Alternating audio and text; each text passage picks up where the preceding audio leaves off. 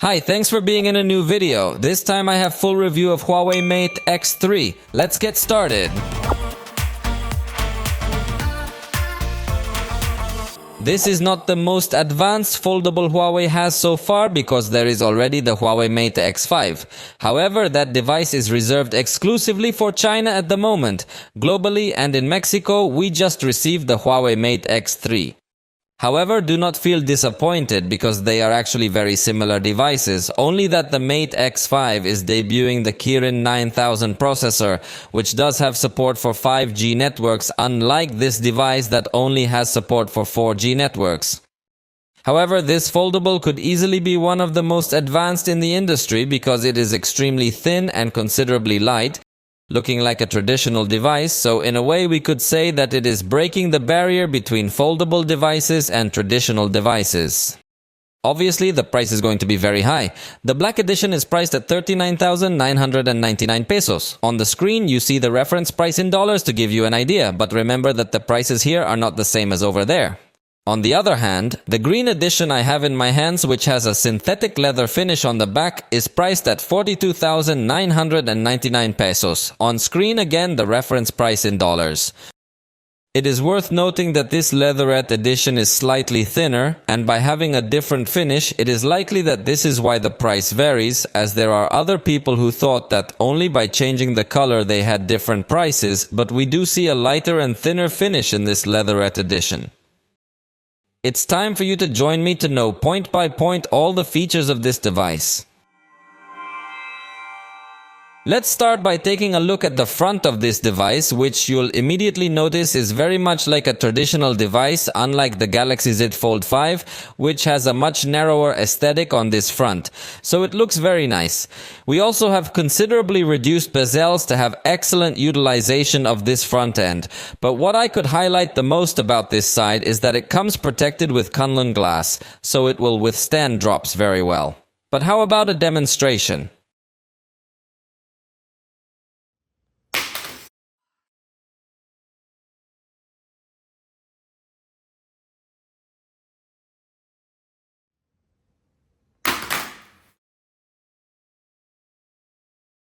There is no doubt that we are probably in front of the most resistant foldable in the industry, as it also has IPX8 certification, so it could easily be dropped into the water and has a very high chance of survival. Just remember that this certification against water is obtained in pure water at room temperature, so it is not recommended that you put it in hot water, salt water, or pool water. However, the device could survive such conditions, but it is recommended to rinse it afterwards with pure water. On the right side, we will find the on-off button, which is also a fingerprint reader, and also the volume buttons. As you can see, the frames are rounded, and in total it has a thickness of 11.08 millimeters when folded. But in addition to these, at the bottom we find the tray where we can place 2 nano SIM cards. At the top we will find infrared for this device to work as a universal remote control. We also have a speaker and a microphone. And from this angle we can also perfectly appreciate that it does not have any kind of gap in its hinge. So it really is a quite advanced hinge that also has an extremely slim design. It should be noted that this hinge does not have the logo of the brand. Perhaps I would have liked to see written Huawei in the central part. And at the bottom we find USB-C port, speaker and 2 microphones. And with respect to the operation of this hinge, it should also be noted that it can get to fall at the first opening angles.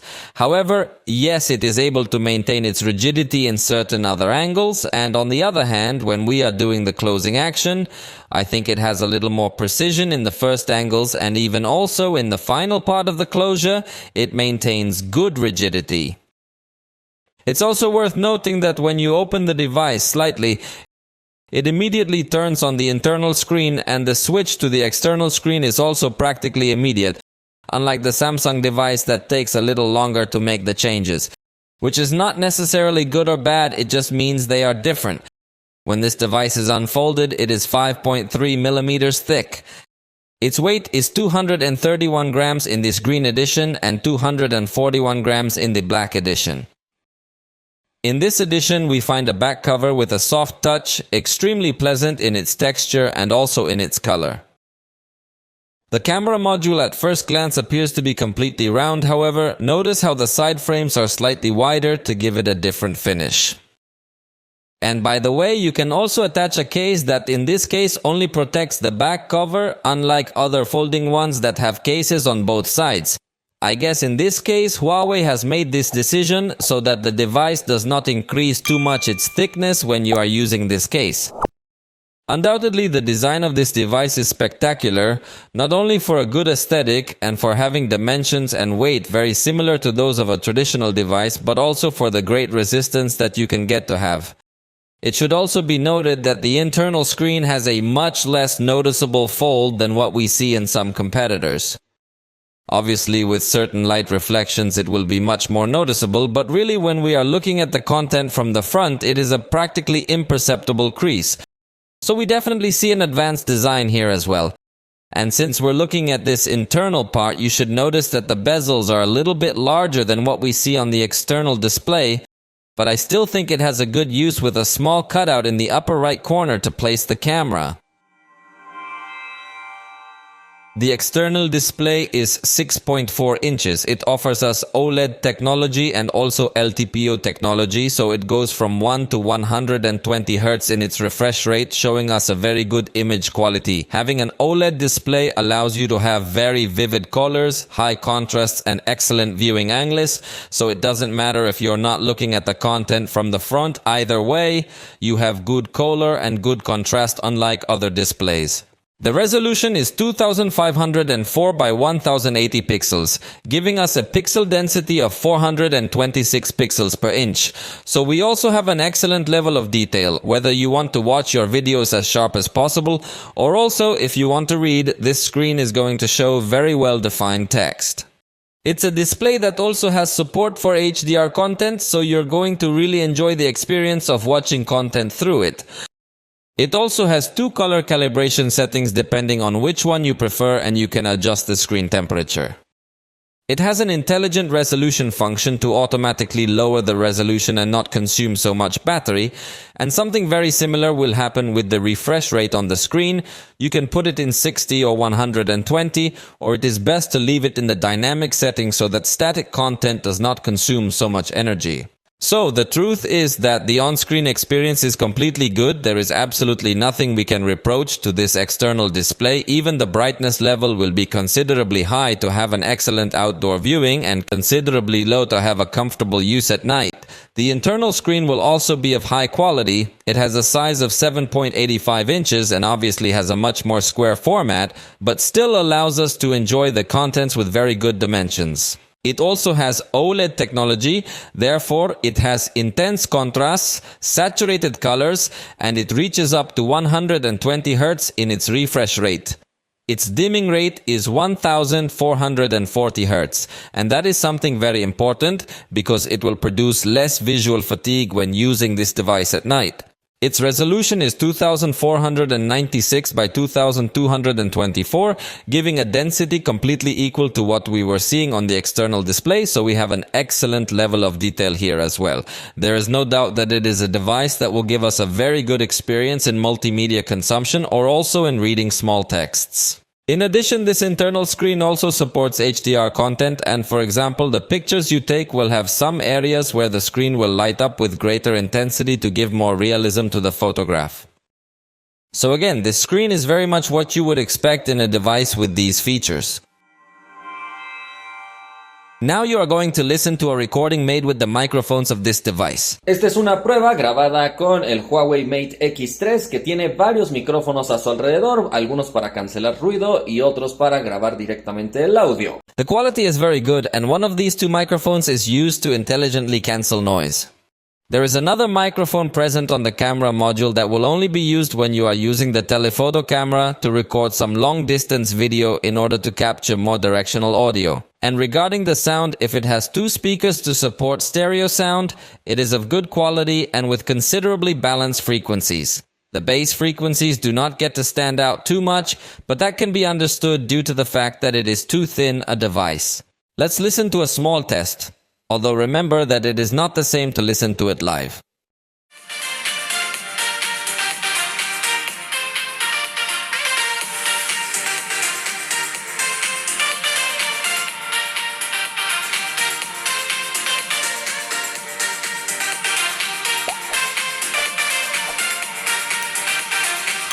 The placement of the speaker seems very good to me as it allows us to have a practically symmetrical sound.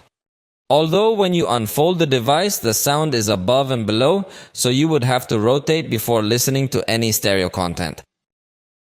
However, a very important point where the device should improve is in the special settings, as the Huawei high-stand sound effects will only appear when you connect headphones. So here we have some surround sound presets, and if you select the standard mode, you can access an equalizer that is 10 bands with an amplifier for bass and has several presets. However, it would be great if we could access this equalizer without the need to have headphones plugged in to customize our speaker experience, but unfortunately that is not possible. So, there is definitely room for improvement here. As you might have already noticed, to use wired headphones you will need an adapter or USB-C headphones. However, Huawei bets everything on its wireless headphones, with which you can get to have an excellent experience since it has a proprietary codec called L2HC. Thanks to that codec, you could enjoy high-resolution audio in headphones of this brand, although it is also compatible with the LDAC codec that you could find in other manufacturers and also AAC and the basic USB-C. So, the audio experience is good, although it could be improved through software. Both front cameras have 8 megapixel resolution with f2.4 aperture and fixed focus. So both this external front camera and the internal front camera are exactly the same. But in general, the internal front camera will only be used for video calls since it will be much more comfortable to take selfies with the external camera or with the main system, since when deployed, you can have the viewfinder on the right side and the camera on the left side. When accessing the front camera, the device immediately selects portrait mode. That's something Huawei has done for many generations. Within the portrait mode, we have the effects to select some blur style and also the beauty mode, where we can select some aspects such as unifying the skin, sharpening the face, and adjusting the tone of the face. The capture speed will be considerably good, and if you hold down the shutter we don't have burst, and something I would like to have would be the palm capture, which from my point of view makes it much easier to capture, but this option is not available on this device. If you press this button that is in the upper left corner and unfold the device, we will be able to take selfies with the main camera system. However, again it stays within portrait mode by default, but you can switch to photo mode to access the ultra-wide lens as well. And the pictures with this lens are spectacular. The front camera really offers a basic quality for the price we are talking about. The color rendition seems to me slightly turned to green, and therefore I do not think it is a camera that gives us a very good feeling. In fact, it has some blur on the edges that for a device of this price are not very good. Also, remember that it has fixed focus, so if you get too close to the camera, it could come out of focus.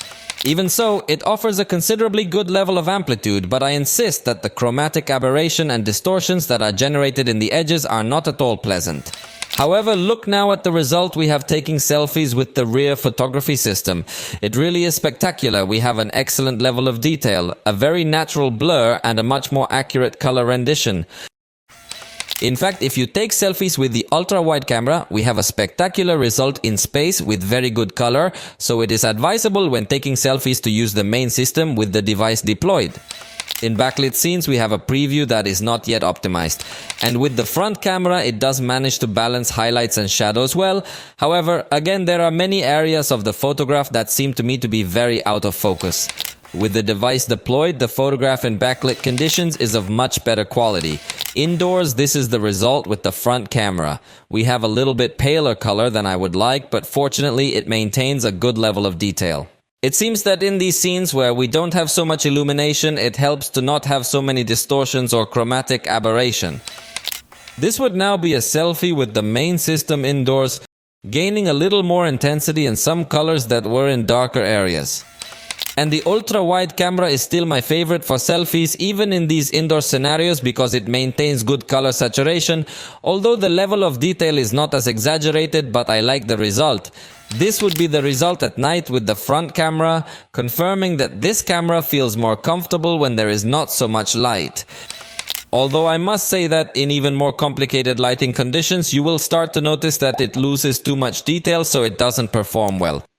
Even in nighttime backlit conditions, you'll notice that despite turning on the screen to simulate a flash, in reality this lighting is too cold and clashes too much with the warm tonality we find in many nighttime scenes. Fortunately, you can use the night mode to get a slightly better picture, but I still don't like the result too much. Now look at the selfies I took with the main system and notice how the color is much more accurate and we have a much better level of detail. Even in these conditions where I told you that the front camera suffered too much in the lighting, the ultra-wide camera has an excellent result. And in night backlighting, I think it comes out a very natural photograph using the night mode with this main photographic system. Portrait photography with the front camera looks good, but if you take these pictures with the main camera, watch it go up a notch very dramatically.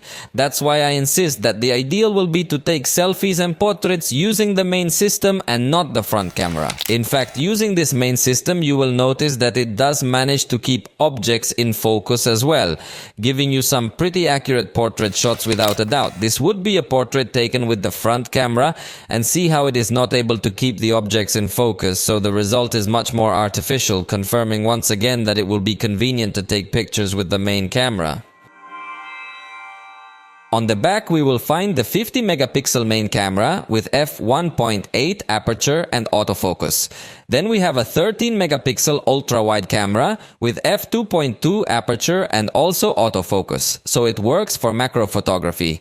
And finally we have the 12 megapixel telephoto camera with f3.4 aperture, optical stabilization and an approximate 5x optical zoom. The aperture of this telephoto lens doesn't look that spectacular, but fortunately it has a very good zoom range. To test the capture speed, I tried to capture exactly when it changed to number 4 and note that the speed is very high. And next let's start the burst when it gets to number 5 to see pretty much the speed that we have in this feature. As you can see, it was about to get to number 6, so it takes about a second to react. So the burst does not start fast, but fortunately after that it does allow you to take the exact moment of your pictures. Ideally, however, it would be nice if the burst didn't take so long to display the first image. Huawei has added an additional menu at the bottom where we can configure a few things like the X-Mash color setting if we want photos with a more vivid or bright color setting, which will simply change the color rendition, but it's not a filter like the ones on Instagram. If you want to access filters, they're also available over here and there's a good variety, although they can't be previewed in real time. If we tap on screen, we can adjust exposure and focus, but we also have the professional mode, where we can adjust more advanced things like metering type, ISO which can go up to 409,600, shutter speed which goes up to 30 seconds, exposure compensation, focus and white balance.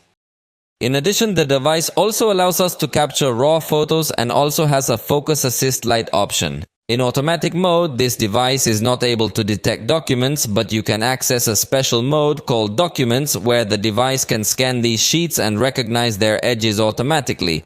By default, it is saved as a photo that you can edit with this button, but if you press the share button and then press the print button, you could save it as PDF as well. QR codes will not recognize them from the automatic mode either, so you must access AI Lens, and from this application you can scan these codes, although it has a little zoom and honestly it seems to struggle a lot to be able to read these codes.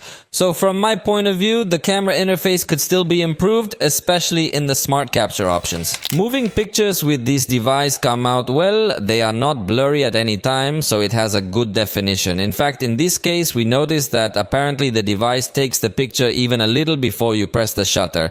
It is a rather curious behavior because it is saving content in a buffer.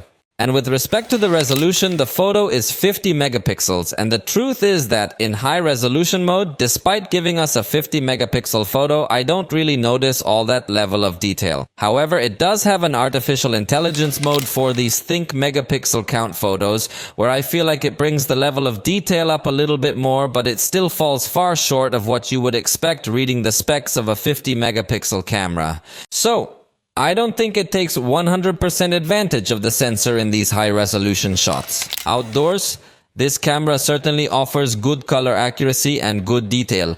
In automatic mode, I like the photos very much, and in fact, the main lens does not seem to have problems with blur or exaggerated chromatic aberration.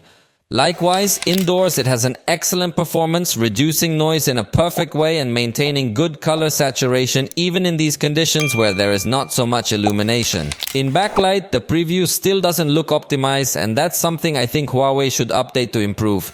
But after taking the picture, notice the excellent balance of highlights and shadows that we have, also maintaining a very good level of detail. So, the camera, the truth is that in various light conditions, it maintains a very good performance. At night, it's also going to give us excellent lighting. In fact, this picture looks much more illuminated than it was in real life. So the result is really very good, both in color saturation and level of detail.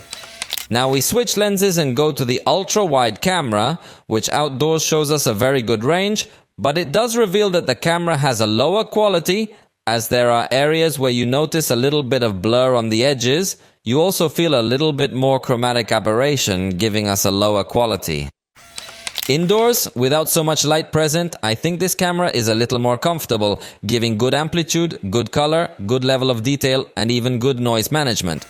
In fact, also at night I find that the result is considerably good, although again there seems to be some slightly out of focus areas present, but overall I think it is an ultra-wide camera that performs very well in various light conditions.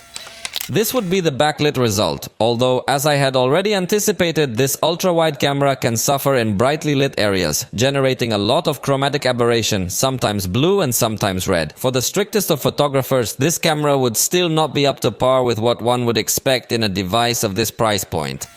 However, for wide effects, if it is a camera that can deliver, look at the difference between the main camera and the ultra-wide camera. But finally, if you want more width, you can use the panoramic mode with the main camera only. And here the curious thing is that the color rendition changes significantly compared to normal photography, giving us a slightly darker result in panoramic photography. However, the level of detail in this photograph is still considerably high. We are about to switch lenses to go to the zoom camera. Just first, notice that this is the reference photograph so you can see how far away we were. Here we have the 5x optical zoom photograph, which as you'll notice in this kind of well-lit conditions and with long distances, we have a very good result. Now you're looking at the 10x hybrid zoom result and still the result is acceptable, but not as spectacular as one would expect. This is the 25x digital zoom, which I actually liked a little bit better than what we had seen in the previous picture. And the maximum zoom is 50x, which I think is very good for a foldable, but still doesn't feel on the same level as what we find on traditional format devices. Let's look at another series of pictures now, trying to zoom in on some object or sign so you can see that really the algorithm is not yet polished enough to show us an excellent level of detail on these kinds of objects. However, it is worth insisting that I think this is the best zoom among the foldable devices I have tested. Unfortunately, at night, the device gives priority to using digital zoom exclusively, so you lose a lot of detail if you try to do this action. There are some moments where the device does use the zoom lens, but you're going to notice that it doesn't have a very high level of detail because it doesn't have such a spectacular light input due to its aperture. So in this sense, the zoom at night can't be used very well. Although it is surprising that you can use the night mode using this lens, but again note that the result is still not spectacular and even seems to me that it loses a lot of contrast and the dark tones become purple. Therefore, the result did not please me. And by the way, if you wanted to take pictures of the moon, in this case it doesn't have a moon mode or anything like that, and these would be the results I achieved. The main camera can indeed adjust its focus to close objects for macro photography. But if you get closer, it will automatically switch to the ultra-wide camera to be able to focus well on these small objects. The results could be a bit complex depending on the lighting you have in mind, but see how you can get up close to these levels to notice an extraordinary level of detail, so macro photography definitely delivers. Portrait photography is also one of the points that Huawei masters, and in this case is no exception, maintaining an excellent focus to the foreground and a nice blur to generate a bokeh effect to the background, even in backlit conditions. In addition, it allows you to take pictures with digital zoom 2x to have a better framing, although it is noticeable that it is a digital zoom. However, it also lets you take pictures with 3x zoom, and in this case, the truth is that it seems to use information from the 5x camera because you see an excellent level of detail and a very good bokeh effect, but there are other areas of the foreground where you do not see such an advanced level of detail. So it's very curious the result, but the portraits with 3x's come out very well. And as I had already shown you, night portraits also come out in very good quality. Video recording can be in 4K up to 60 frames per second using all three lenses. This is very remarkable because there are other devices that do not allow the same resolution in all the lenses that they have integrated, so here is a very strong point. When recording video, notice that we have a pretty good slider here for this zoom, and it certainly allows you a very comfortable adjustment. In fact, you also have the presets enabled to quickly switch between one lens or the other, so the experience is very good. We can also take some pictures while we are recording the video, we can also turn on the flashlight, and we can also pause or resume the clip. And interestingly, even though the front camera does let you record in 4K at 30 frames per second, if you start recording with the main camera, you can't rotate to the front camera. And I mention this because mid-range devices like the Nova series do allow you to rotate it to the front camera without the need to stop our video recording, so here the experience feels like it can be improved. Remember that you can also record video with the main system in a selfie mode. Even this way, it looks like you have a monitor on top, but you are recording with these cameras. Another interesting thing is that it has a beauty mode within the video recording, although the resolution is set to full HD. And something I like is that within the video recording, you can also adjust the X-Mesh color rendition in case you want something different. It also has some very easy settings to see the resolution and compatible frame rate, and we also have access to the filters that we saw in the picture. The video recording with this device is of good quality, although there are moments where the white balance changes, but it could be imperceptible for some people. In general, I think the video recording maintains a good performance and a good level of detail. Indoors, as in photography, it manages to regulate noise and maintain a good color saturation, although the level of detail does feel a little less intense than we would like. The ultra-wide camera will also record with good quality indoors, although it is noticeable that there is more quality in the main lens. And interestingly, there are times where the zoom camera doesn't get to be used much indoors if you're very close, as this camera doesn't have such a close focus. You need to be considerably far away for it to be used, but you do get to take advantage of it in the level of detail, although there is quite a bit of noise present when you use it. Against the light, the truth is that it has a good performance balancing lights and shadows well, although there are some areas that look overexposed when it gives preference to illuminate the face. However, I think that the result is remarkable because it also has HDR recording that slightly improves the result, although the truth is that they come out very similar. But I think the backlight recording is positive. At night we will have greater presence of noise from the main camera, so honestly I was not very surprised to say. Fortunately, it maintains good color and good level of detail, but I would like to see a little less noise present, although most high-end devices come out with a similar result. Here the important difference will be when you're shooting with the ultra-wide camera, where we have much less light coming in. So it's a very drastic change between the ultra-wide camera and the main camera, and the phone camera, as I had anticipated, almost never uses it if there are not good light conditions. The stabilization that has at the time of walking and recording in 4K, I think it is good enough to disguise the walking movements, although if you go running with some very sudden movements is likely to become a little more noticeable. Although it still seems to me a remarkable stabilization. However, if you want more stabilization, you can activate the super stable mode, but lowers the resolution to full HD and raises the rate to 60 frames per second. But definitely the result is much more stable even when you're running with much more aggressive movements. The recording with the ultra-wide camera is also positive in the daytime, and fortunately it does let you transition to the main camera and to the telephoto camera without the need to stop the video recording. So we have a good zoom range, although obviously in the intermediate zoom from the main camera to the telephoto camera 5x is a bit of a stretch, so that whole range looks very low in detail. The maximum zoom is 15x, which again seems like a good thing for a foldable, but still not at the same level of a traditional smartphone of this same price. The focus is quite smooth. It doesn't feel like it reacts very fast. That might please or displease some people, but the fact that it is smooth helps it to have much greater precision in more subtle movements. So I think it is a very similar focus to the one given by the iPhone, and also remember that the ultra-wide camera can adjust its focus, although in this case it reacts much faster than the main camera.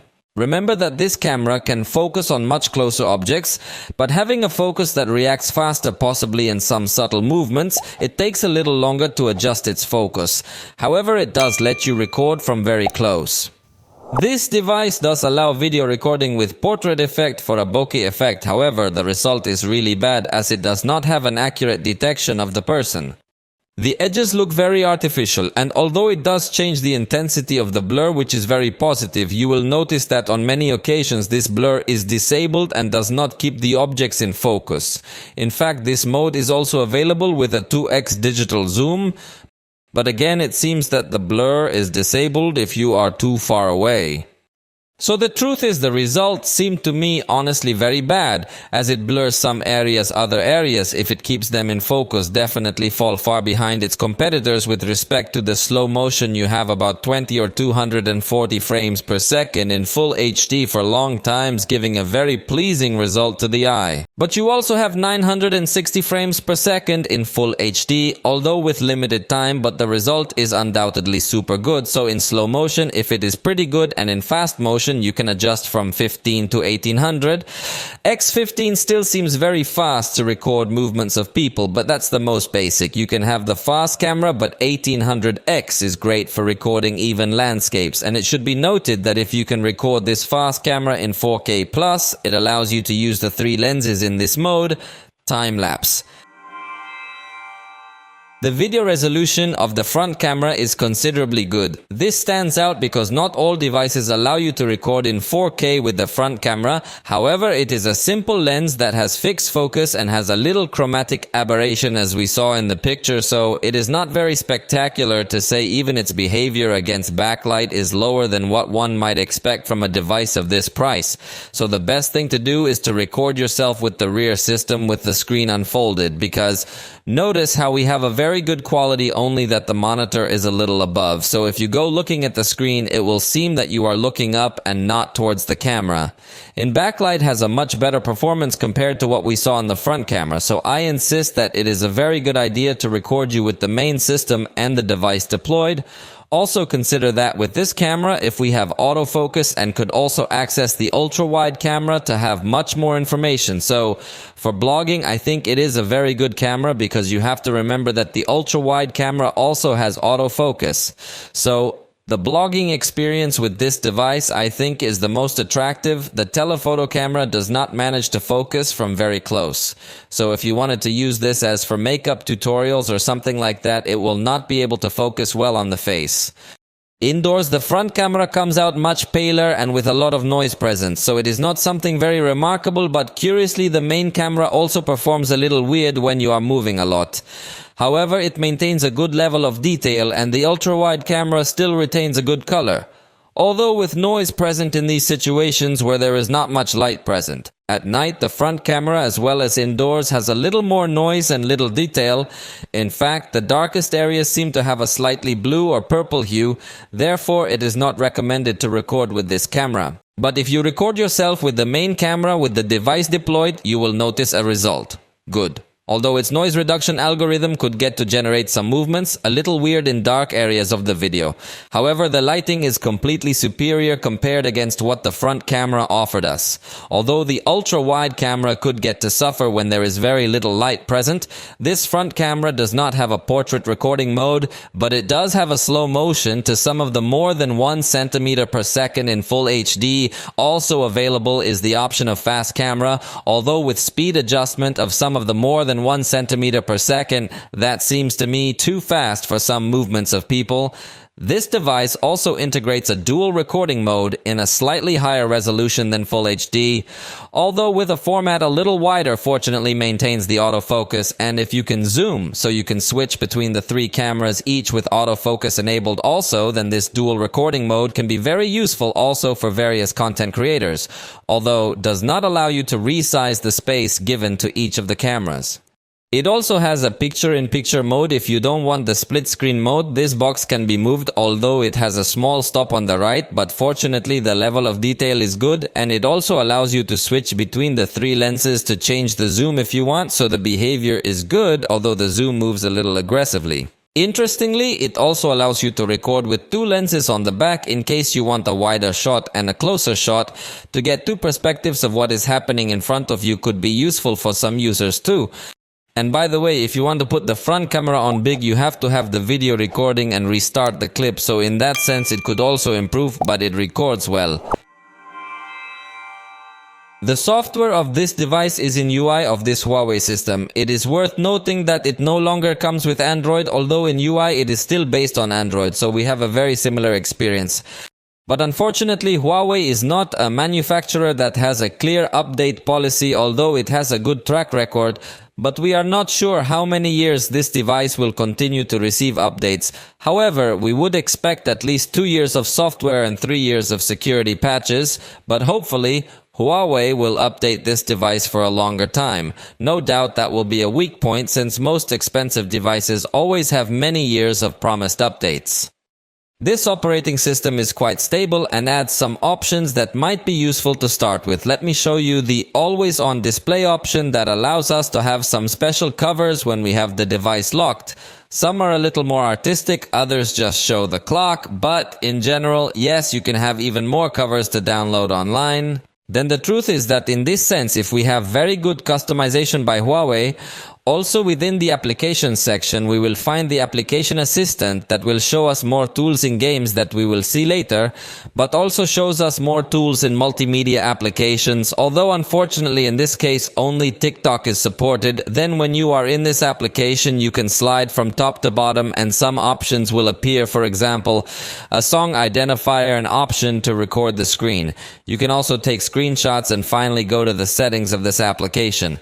The truth is that they are simple tools, but for some people could be useful. Another option that we have as part of the software is the sidebar that we can enable by doing this gesture, and through this bar we can open some applications in floating mode and also resize them and put them anywhere. This device allows us to run 2 applications in this format simultaneously. Only when we have the device deployed, if the device is folded, we will notice that only allows us to open 1 application of this style at a time. Then it is a bit limited, but at least when we have all the space of the internal screen, if we can do more actions. In fact, it also has a function to convert the application into a floating application in a simple way. Or we could also open this application in a split screen mode and choose any other application we want to run in this format. So there are good options to take advantage of the space of this internal screen. In fact, being in this split view, we can also resize the space we have over here, and we can scroll from the top to swap the position of the applications, or we can also press and hold over here to make the application become a floating application.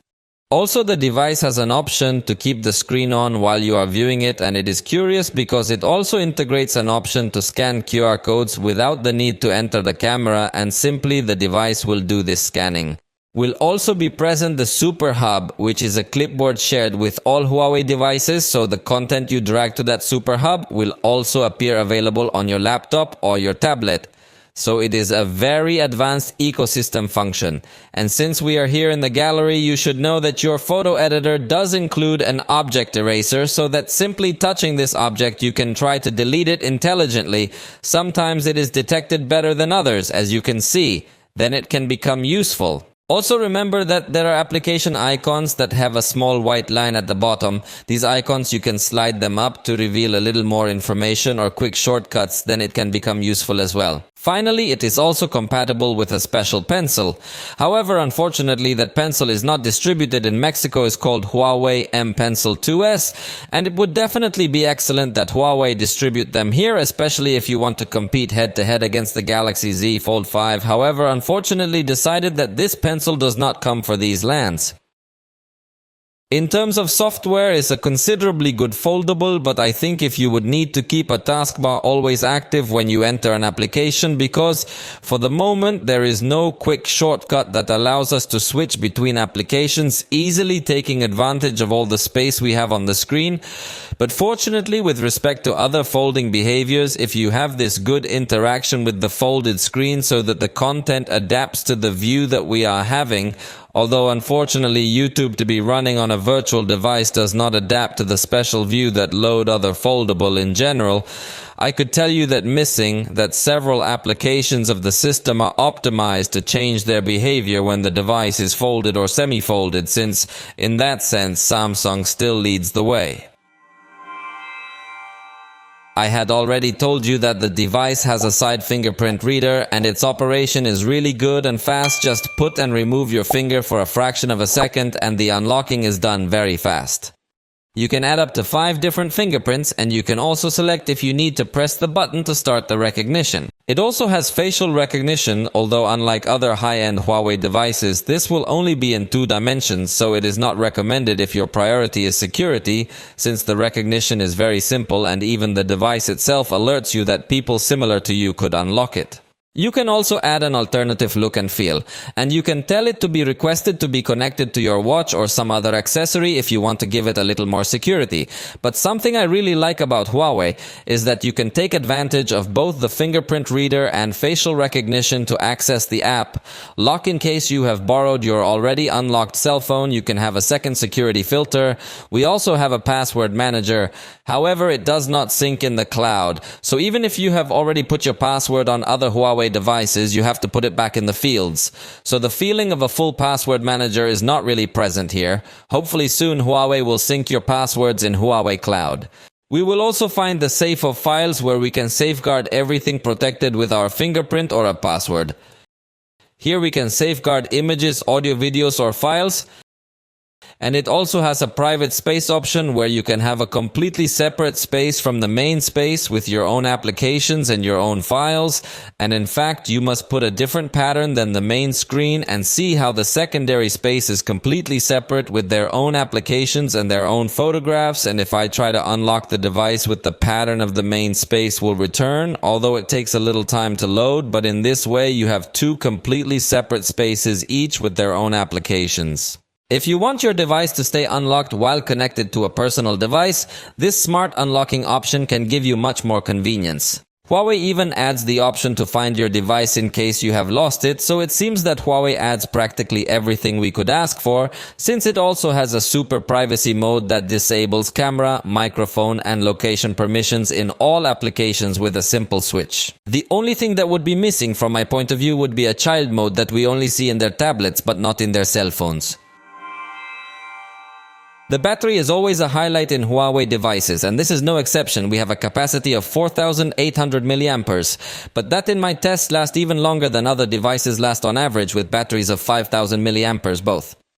With the screen folded as with the screen unfolded, we have an outstanding battery life. It seems to manage very well the applications that are running in the background. Therefore, the battery is not a weak point of this one, even though in general the foldable ones usually have simple batteries, but here Huawei has done quite well, and in fact it also has a power saving mode that could help you in the day-to-day life. Although it does not have a more extreme power-saving mode that can help us in emergency situations, on the contrary, it has a mode that will squeeze the full potential of the processor without worrying about the battery.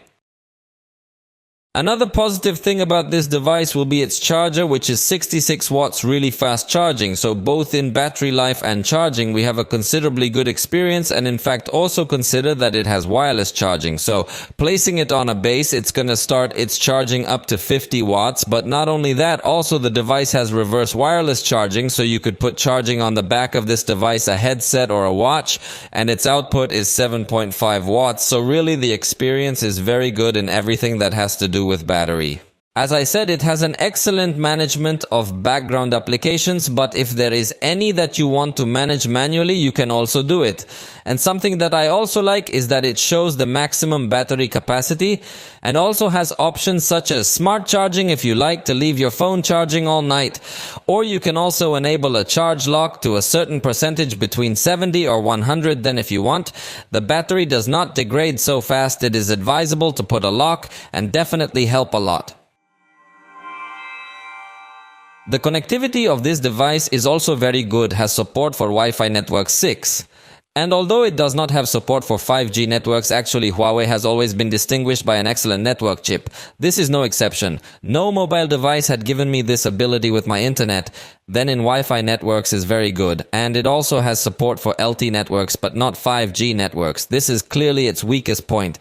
Depending on your country, in the case of Mexico, the 5G networks are not yet considerably faster than LTE networks, therefore, I do not think it is a determining factor in this country, but it may be that in other countries if it is. Something I like about this device is that it allows you to select which applications can access your mobile data and which applications can only access the internet via Wi-Fi. This way you avoid unexpected surprises in your data plan. We will also find Bluetooth 5.2 giving us a good stability, although it is not the most recent, it also incorporates NFC. However, Huawei still does not have a global payment system, so if you want to pay with your cell phone, not having Google Wallet can be a little more complicated to do that action unless your banking application is compatible with this chip. Another remarkable thing is that the USB port at the bottom is a first generation USB 3.1, a considerably fast connector. This device also allows us to project your screen via cable, having a compatible desktop mode so you can open various applications and raise your productivity. Even if you connect a keyboard or mouse wirelessly, you can somehow use this device as if it were a computer. Although all applications of course are native to the cell phone, it is also capable of making this screen projection wirelessly, and here you will see all the available monitors. Only cannot project to a Chromecast because that is Google technology that is not available here. In fact, another of the most important absences is Android Auto, as the high-card system Huawei is still not available in virtually any car on this side of the world, only in China. Then if for you it is essential to use Android Auto, I have bad news because it is not available here. But back to the good news, this device has all kinds of sensors that we could ask for, including a physical proximity sensor, so really the experience in this section is completely good. The Huawei ecosystem is another of its strongest points, with an excellent variety of devices that work perfectly well with each other. The FreeBots are easily connected. You can also send and receive files using Huawei Share to other devices of the same brand. I showed you a while ago the Super Hub. You can even use the cell phone directly from the computer. So really the experience of the Huawei ecosystem is too good. And another thing I wanted to show you is that the Huawei ecosystem is so complete you could even get to open the camera of another device that has your same account from your main cell phone, and this way you can have a kind of multi-camera mode taking advantage of the cameras of other devices.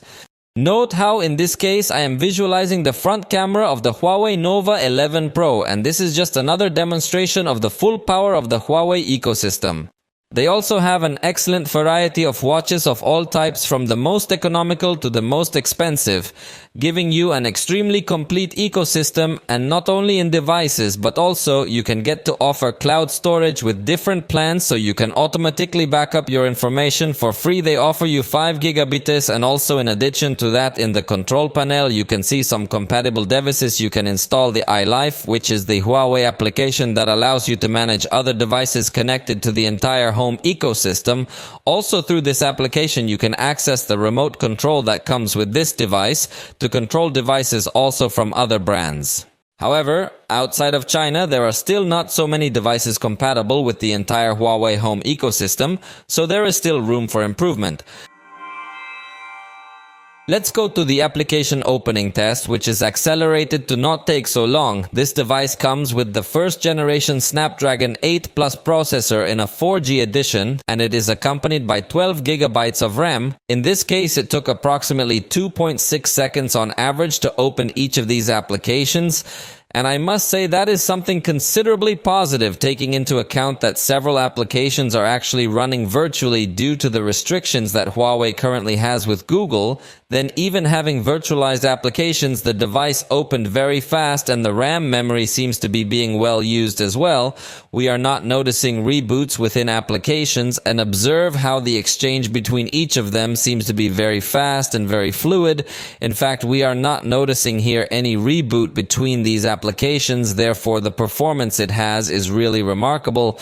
Even to navigate within some applications, I think the device will not have any problem. Observe how you can go loading in real time each of these contents, images or videos, and really does not get to have any bad experience or a major hitch. So there is no doubt that despite not having the latest processor anyway, has a very good power to maintain a smooth execution. Next, we are going to export a video with a total duration of 1 minute, joining several clips recorded with this device to see how long it takes to do all this process. It took less than 30 seconds, so we can conclude that it is a very good device to edit video in 4K, giving us an excellent experience, and also at the time of having deployed the device, we can have much more space to work.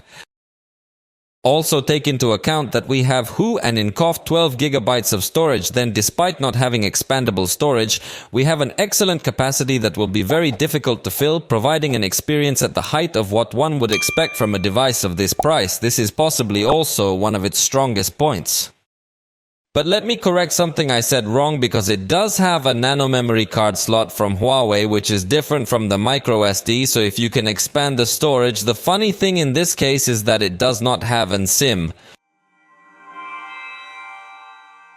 With respect to the games, we have no suite where we have a compilation of them. However, when accessing a game, if we can slide from the top down to have a special assistant with which we can enable a do not disturb mode, we can also block the automatic brightness, take screenshots, make screen recordings, enable a special acceleration for games, and if we click on all the options, we will also find some blocks for gestures that we could get to interrupt us when we are playing.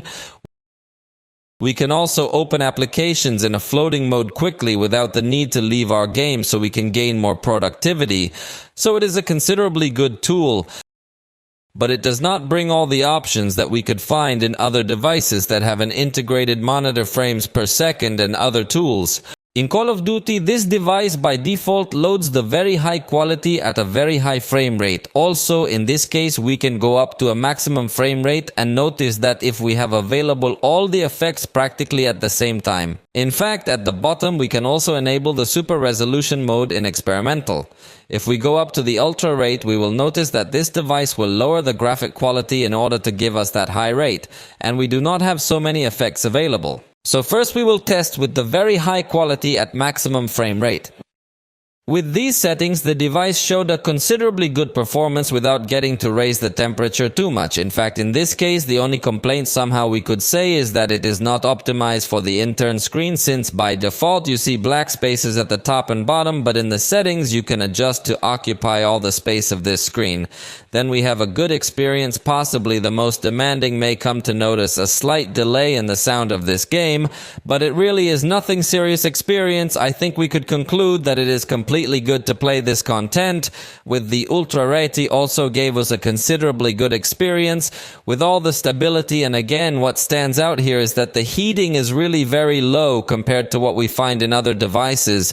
Then it has very good fluidity and very good stability. Another detail that we could notice, just in case you are of demanding gamers, is that the placement of buttons could be a little uncomfortable for some, but fortunately there are several games that if we let us reposition the buttons, so it is likely that if you need to do that action.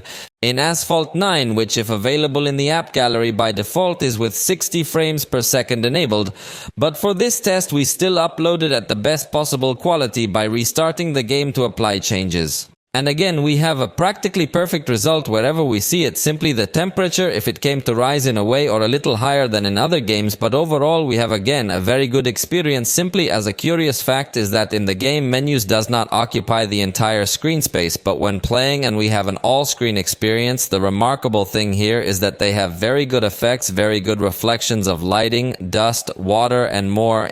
In PUBG by default, this device loads the HD quality at a high frame rate. For this case, we downloaded the Ultra HDR option, but while downloading it, should be noted that the HDR graphics, if they are compatible with the extreme frame rate. However, if we enable the Ultra HDR graphics, the frame rate stays at Ultra, which is quite remarkable anyway. For the test, we set the smoothing to 4, and the result with the Ultra rate is undoubtedly very good, practically perfect. Again, we noticed that the device did not heat up at all. However, it is worth making the clarification that having a screen this square, surely some gamers will feel that they do not have much viewing angle, since the natural thing for gamers is to have ultra-wide screens. In the case of the extreme rate, again we had a practically perfect result. There is nothing we could reproach it. Then in each of the games we are running, we noticed an excellent quality, both in graphics, stability, and compatibility with special effects. In Genshin Impact by default, this device loads the graphics in medium quality. However, for our test, we set everything absolutely at the highest quality, very high at 60 frames per second, and also motion blur at very high. And here the result was curious because at first it was at 50 frames per second, but before the first minute the device automatically adjusted to 30 frames per second, possibly not to get too hot. Then if you give priority to maintain a very stable temperature, and although the game looks very fluid, I think it would not give you the experience of 60 frames per second. I don't think it's a device focused 100% on gamers, but if you play casually from time to time and want to enjoy a good graphics quality, you can get to have it sacrificing a little fluidity because it could automatically get to limit its performance of frames per second. And with this, we have come to the end of this video. For the moment, this has been all. If you liked it, you know you can indicate it, and we'll see you next time.